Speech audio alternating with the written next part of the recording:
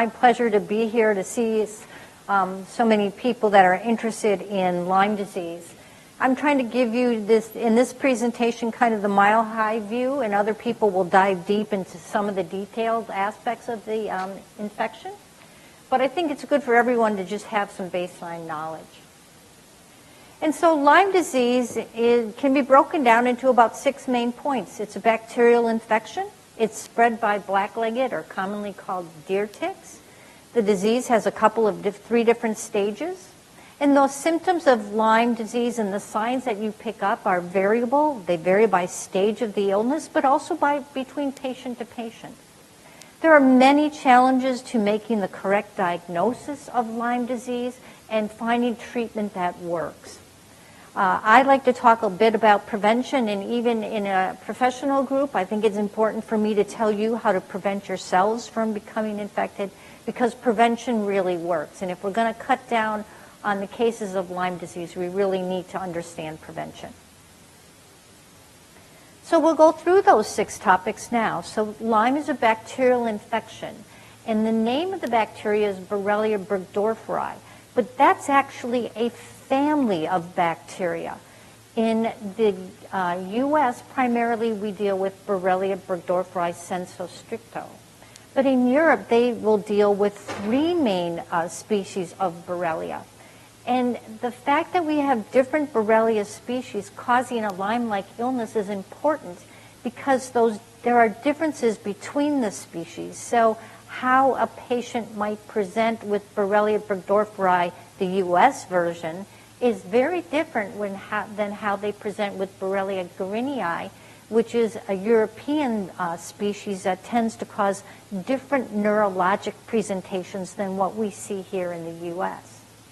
It also, the differences between species and strains of the species can affect testing.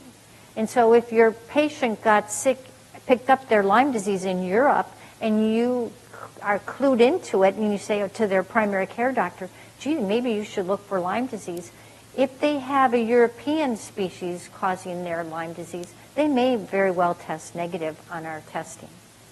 And as I mentioned, different species have different parts of the body that they like to go to. So tissue tropism is the name there.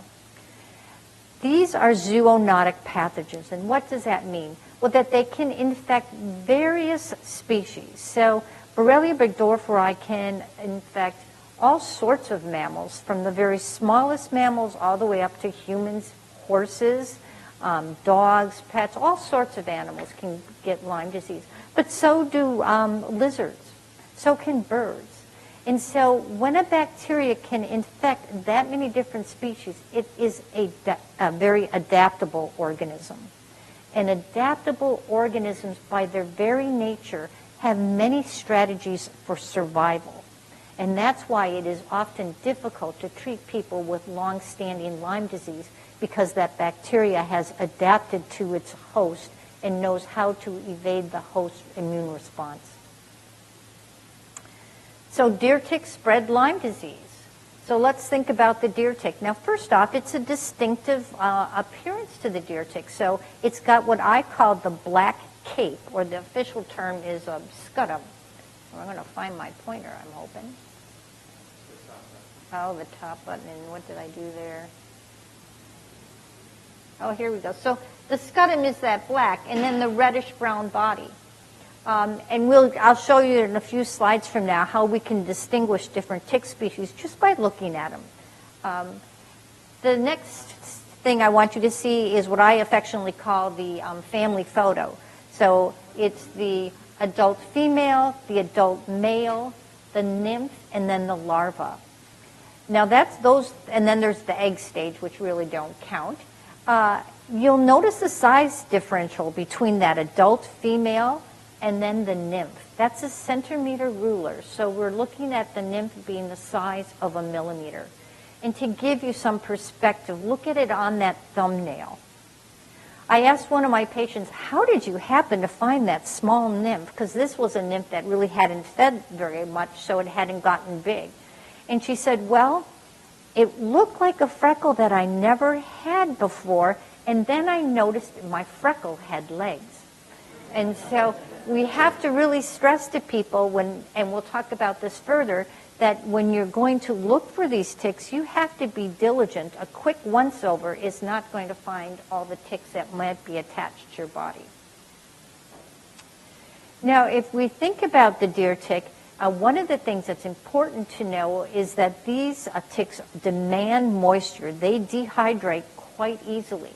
And so they thrive in areas where there's moisture and shade. And so they're under leaf litter. They're in the long grasses. They're at wood piles. They're at the edge of the woods. In the home environment, so in someone's backyard, they're going to be around bird baths where there's moisture, and they also tend to be around bird feeders.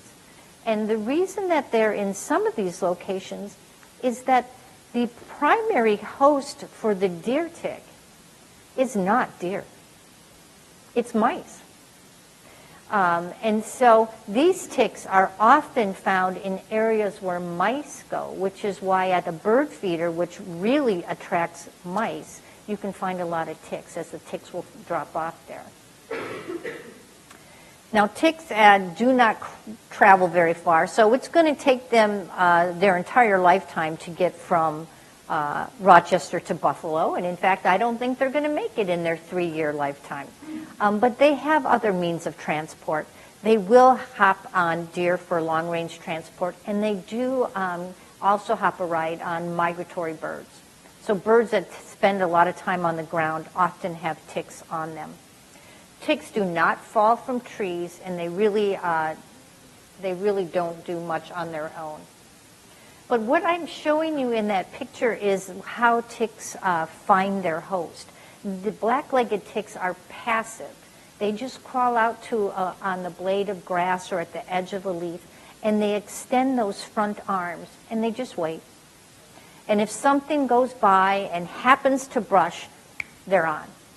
So that's really all they do. There are other tick species that are actually hunters and that will track down a host, but not the black-legged tick. They're passive.